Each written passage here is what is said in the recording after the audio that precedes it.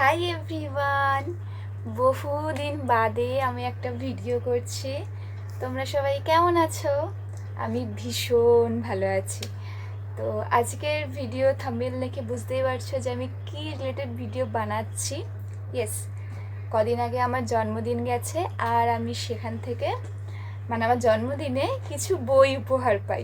অনেক কটাই বই পাই। আমার বন্ধুরা তো মোটামুটি জানে যে আমি কি পছন্দ করি।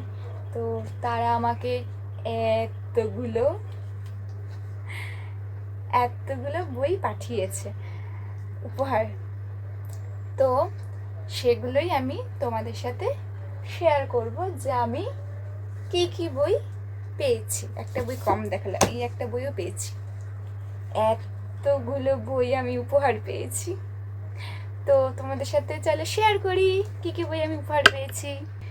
প্রথমে শেয়ার করি এই বইটা, চানঘরের গান, বুদ্ধদেব গুহ।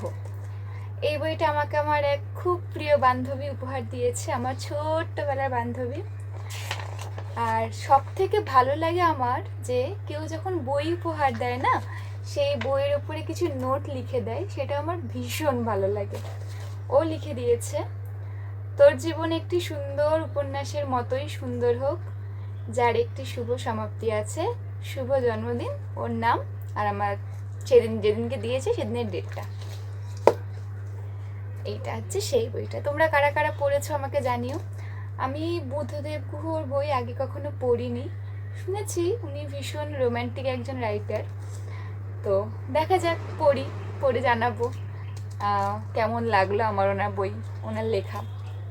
ওকে, নেক্সট দেখাই এই সিরিজটা।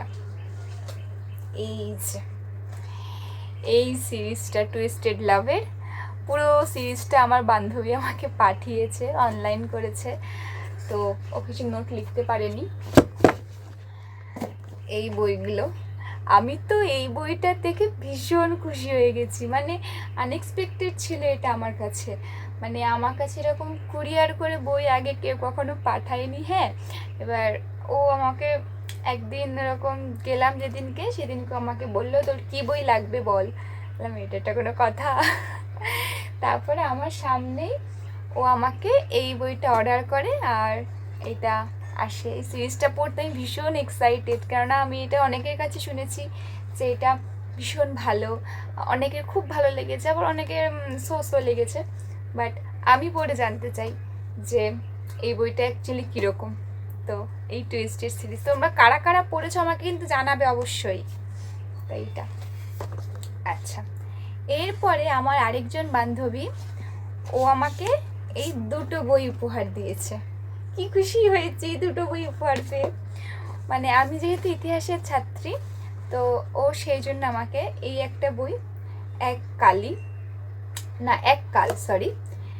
কাল কলকাতা সহসূত্র দেবদত্ত গুপ্ত। এটা কলকাতা শহরকে নিয়ে একটা বই ও আমাকে যেটা বললো। তো এই বইটাও আমাকে উপহার দিয়েছে, জন্মদিনে উপহার জয়শ্রীর জন্য রিউর তরফ থেকে। ওর নাম রিউ। তো এই বইটা। আরেকটা বই হচ্ছে অতীন বন্দ্যোপাধ্যায়ের নীলকণ্ঠ পাখির খোঁজে। এই বইটা তো ভীষণ ফেমাস, অনেকেই জানে। এই বইটা পড়ার আমার খুব ইচ্ছে ছিল। এইটা হচ্ছে দেশভাগ টপিকের ওপরে এই বইটা, দেশভাগ সিরিজের ওপরে। তো খুব খুব খুব এক্সাইটেড।